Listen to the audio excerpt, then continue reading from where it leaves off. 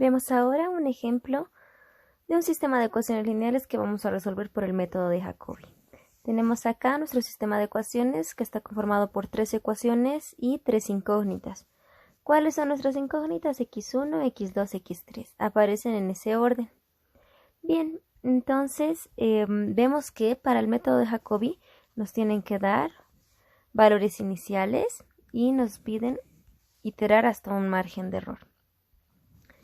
En las iteraciones, entonces, como vemos que aparecen en este orden las variables, el valor inicial que nos dan nos dice que el primer valor va a representar x1, el segundo representa x2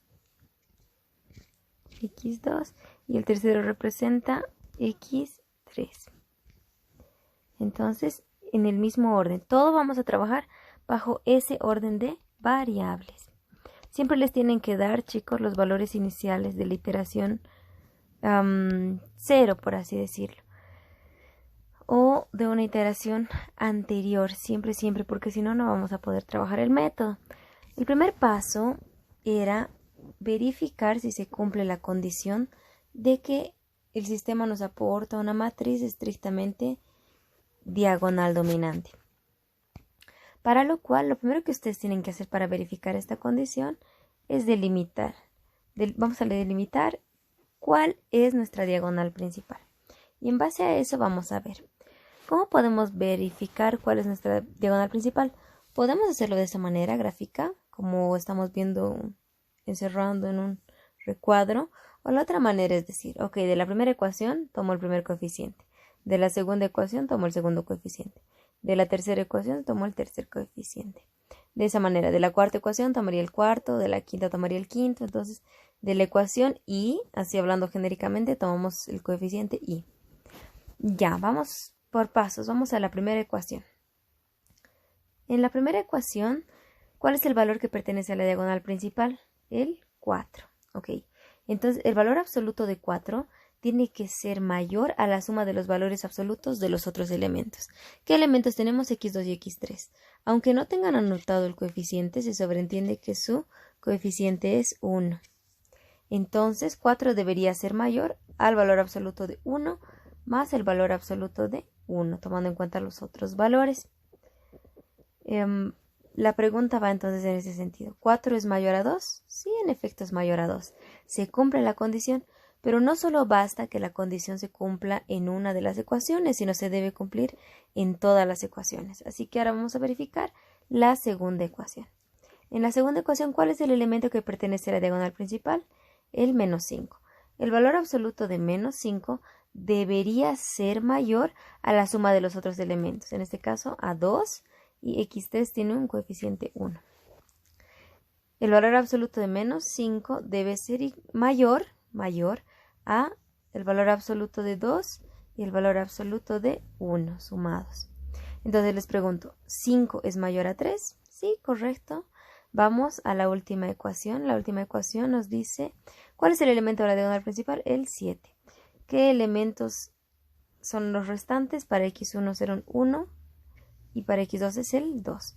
Entonces el valor absoluto de 7 tiene que ser mayor, vamos a anotar este valor absoluto de 7, tiene que ser mayor a los otros elementos restantes. En valor absoluto y sumados, el valor absoluto de 1 y el valor absoluto de 2 sumados. 7 será mayor a 3, sí es correcto. En todas nuestras ecuaciones entonces verificamos que se cumple la primera condición. Si se cumple la condición podemos proceder a realizar la resolución del ejercicio por el método de Jacobi. Si no se cumple, no vamos a poder, pero en este caso sí se cumple. ¿Qué pasa si no se cumple? ¿Qué podemos hacer? Podemos intentar hacer un cambio de ecuaciones. De pronto podemos llevar la tercera arriba o la segunda arriba, o podemos hacer un cambio, el que ustedes gusten, el que ustedes crean conveniente. Pueden cambiar de orden entonces las ecuaciones y verificar que en algún punto se pueda cumplir la condición. Si ni así se cumple la condición, entonces el método de Jacobi no funciona para ese sistema de ecuaciones lineales. Pero volvamos a nuestro caso. En nuestro caso se ha cumplido la condición en las 3 ecuaciones.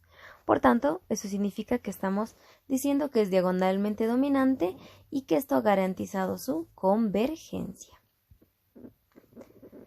Bien, entonces continuamos. El segundo paso consiste, chicos, en despejar.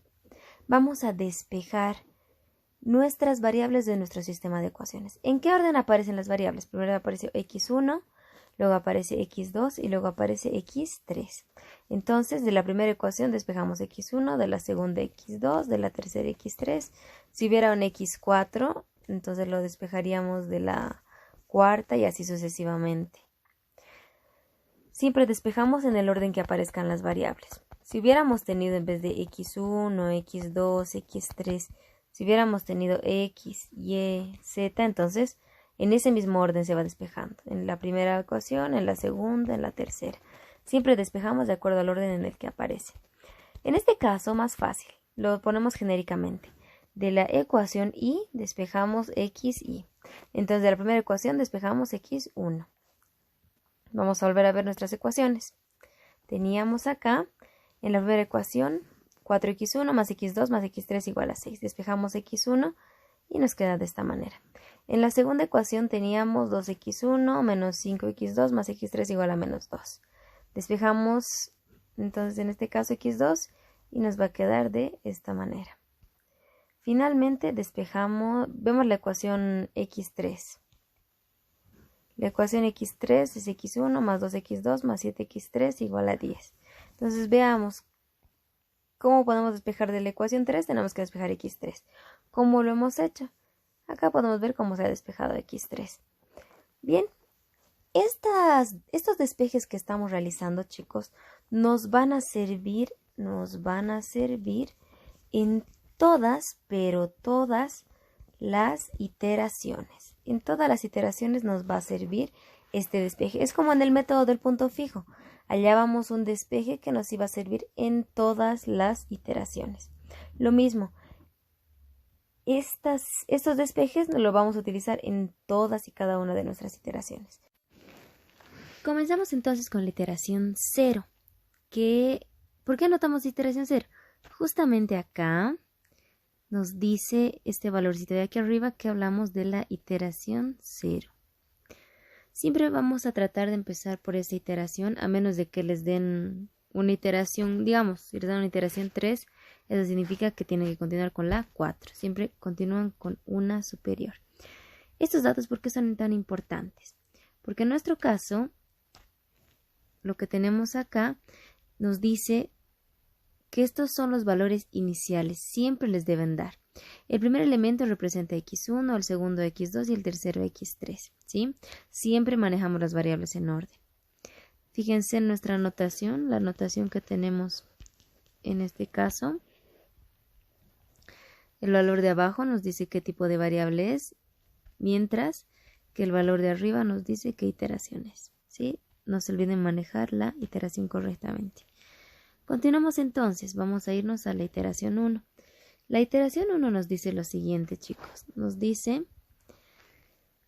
¿cómo empezamos a hacer esto? En base al despeje que hemos hecho acá, vamos a reemplazar ahora nuestros datos. Para x1, fíjense la anotación ahora, x1 en la iteración 1. Este era el despeje que tenemos, que vamos a utilizar en todas y cada una de las iteraciones más adelante. Y tenemos que reemplazar los datos de la iteración inmediata anterior. En este caso, la iteración inmediata anterior a 1 es 0. Y tenemos nuestros datos ya anotados. Entonces tenemos 6 menos x2 menos x3. Vamos a tener 6 menos x2, que en la anterior iteración valía 0, menos x3, que en la anterior iteración valía 0, sobre 4 nos dice. ¿Cuánto nos da entonces ese valor? 1.5. Lo mismo vamos a hacer ahora, pero para el siguiente valor. Tenemos x2 en la iteración 1. La ecuación despejada de x2 nos decía 2 más 2x1 más x3 sobre 5. Entonces vamos a tener 2, anotamos nuestro valor, más 2x1. x1 en la anterior iteración valía 0. Más x3 en la anterior iteración valía 0. Sobre 5 nos da 0.4. Finalmente vamos con la última. ¿Cuánto valdrá x3 en la iteración 1? La ecuación nos dice 10 menos x1 menos 2x2. Entonces vamos a tener 10 menos x1 que vale 0, menos 2 por x2 que vale 0 sobre 7 y tenemos nuestro valor. De esa manera hemos hallado nuestros nuevos valores para cada variable. Estamos actualizando nuestros datos. Lo que tenemos que hacer también, pero, es anotar el error. ¿Cuánto nos habrá dado el error en este caso? Para calcular el error tenemos una fórmula que nos dice el valor actual menos el valor anterior sobre el valor actual por 100%. Entonces, bajo esa fórmula es que nosotros vamos a trabajar nuestro cálculo del error. En este caso, x actual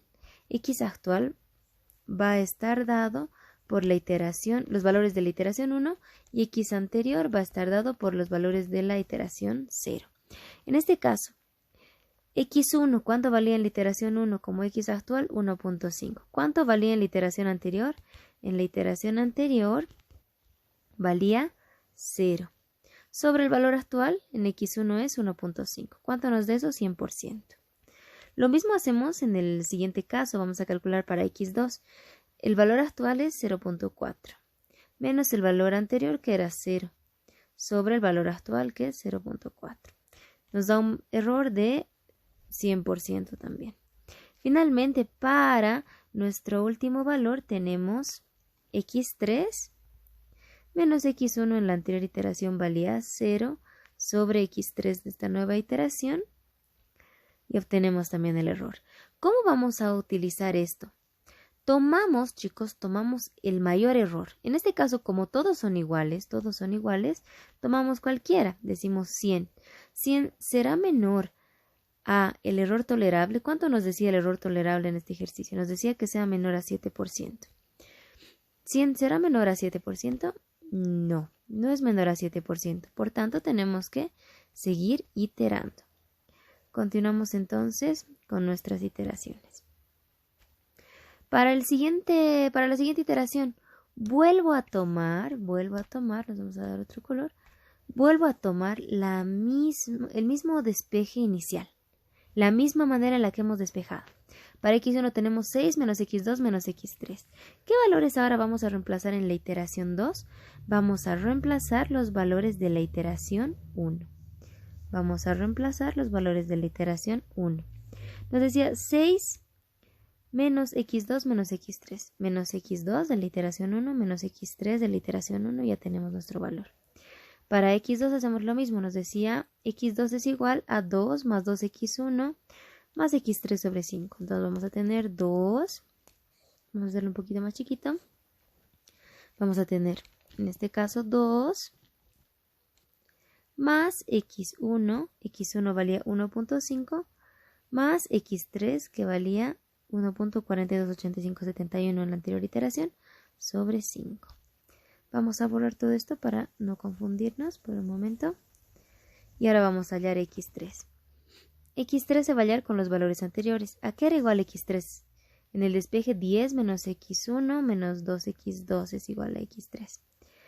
Entonces, ¿cómo vamos a hallar eso? x3 es igual a 10 menos x1. x1 en la anterior iteración valía 1.5. Entonces 10 menos 1.5 menos x2 que valía 0.4. Reemplazando nuestros datos también hallamos x3. De esa manera estamos actualizando nuestros datos. Para hallar el error, ¿cuáles serán nuestros valores actuales? Van a ser los valores que hemos hallado justamente en la iteración 2. ¿Y cuáles van a ser nuestros valores anteriores? Nuestros valores anteriores van a ser los de la iteración inmediata anterior, que eran la iteración 1. Los valores que hemos hallado en la iteración 1, los valores que hemos hallado en esta iteración, van a formar parte de la iteración anterior. Y con eso podemos hallar nuestros respectivos errores porcentuales.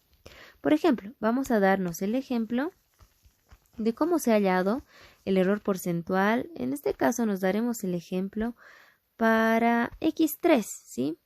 ¿Cómo hemos hallado el error porcentual de x3? Lo que hemos hecho para hallar ese error, para hallar el error porcentual de x3, es tomar el valor actual. El valor actual en x3 es 1.1. 1.1. Menos el valor anterior. ¿Cuánto era el valor anterior? ¿Cuánto nos daba el valor anterior de x3? Valía 1.428571. 1.428571 sobre el valor actual, y esto lo vamos a multiplicar por 100%. De esa manera hemos podido hallar el error porcentual para x3. Y así hemos hecho también para los otros valores, ¿sí? x2, por ejemplo, para el error 2 hemos tomado lo siguiente. Para hallar el error porcentual de nuestra variable x2, lo que hemos hecho es lo siguiente. El valor actual de x2 en la iteración 2 menos el valor de x2 en la anterior iteración sobre x2 actual por el 100%. 100%. ¿Cuánto nos da de x2? También ya tenemos nuestro dato. Y lo mismo para x1. Ahora la pregunta es, chicos, ¿cuál es el mayor? Dentro de estos errores, ¿cuál es el mayor error? En este caso será 68.88. 68.88 ¿será menor a 7%? No, está muy lejos. Por lo tanto, tenemos que seguir iterando, ¿sí? Como todos los métodos iterativos, requerimos paciencia para ir trabajando. Pasamos a la iteración 3. En la iteración 3, si ustedes pueden fijarse, trabajamos, chicos, trabajamos con el mismo despeje que hemos hecho desde un principio, ¿sí? Y reemplazamos ahora, ¿qué datos en la iteración 3? Vamos a reemplazar los datos de la iteración anterior, que es la iteración 2. Y fíjense cómo vamos reemplazando los datos de la iteración anterior en cada uno de nuestros cálculos de ecuaciones. Vamos reemplazando nuestros datos de la iteración anterior y obtenemos estos respectivos resultados. Otra vez calculamos el error porcentual, el error aproximado porcentual. Los valores actuales, ahora vamos a anotarlo acá. X actual representa a los valores de la iteración 3 y X anterior representa a los valores de la iteración 2. ¿Qué errores hemos llegado a hallar entonces? Vamos a marcarlos. Nuestros errores son los siguientes. ¿Cuál es el mayor? En este caso el mayor es 23.97. 23.97. ¿Es menor a 7%? No. Por tanto, tenemos que seguir iterando. Entonces, chicos, por favor, acuérdense bien de los datos que hemos hallado en la iteración 3 para nuestras respectivas variables x1, x2 y x3. Y los vamos a reemplazar en la iteración 4. Reemplazándolos en la iteración 4 obtenemos nuestros valores, y para calcular el error porcentual ahora x actual será la iteración 4 y x anterior será los valores de la iteración 3. Con esos datos entonces hemos calculado el error. ¿Cuál es el mayor error? En este caso 10.77. ¿10.77 será menor a 7%? No, no lo es. Por tanto tenemos que seguir iterando, ¿sí? Siempre vamos con paciencia, sin prisa, sin pausa, para no equivocarnos, para realizar correctamente los resultados. Continuamos, ahora vamos a reemplazar. Fíjense, acá tenemos el mismo despeje que hemos utilizado desde un principio y vamos reemplazando los valores de la anterior iteración, la iteración 5. ¿Cuál es la anterior iteración? La iteración 4. Reemplazamos todos nuestros datos en las ecuaciones respectivas, ¿sí? En las ecuaciones respectivas, y obtenemos nuestros datos. Para calcular el error hemos tomado ahora como x actual los valores de la iteración 5 y x anterior los valores de la iteración 4. Ok, una vez más vamos a repasar la anotación para que esto quede súper claro. ¿Cómo está dada la anotación? Tenemos los valores de abajo, chicos, los valores que están por debajo nos dicen la variable. ¿Qué variable es? Y los valores que están por encima nos dicen la iteración. Ok, con esto ya aclarado, veremos qué errores hemos hallado. Hemos hallado estos errores. ¿Cuál es el mayor? 6.15. ¿Será menor a 7%? Sí, por fin hemos llegado a que el error sea menor a 7%. Eso quiere decir que nos vamos a quedar con estos valores. Esta es nuestra solución. que nos da un error tolerable menor al 7%. Ahí termina entonces nuestro ejercicio. Vamos a dejar el documento de estos ejercicios resueltos y un ejemplo más para que ustedes lo puedan estudiar. Cualquier duda que ustedes puedan tener, chicos, que haya quedado al respecto, no duden en hacerla por el grupo de WhatsApp o por vía inbox. Vamos a estar pendientes.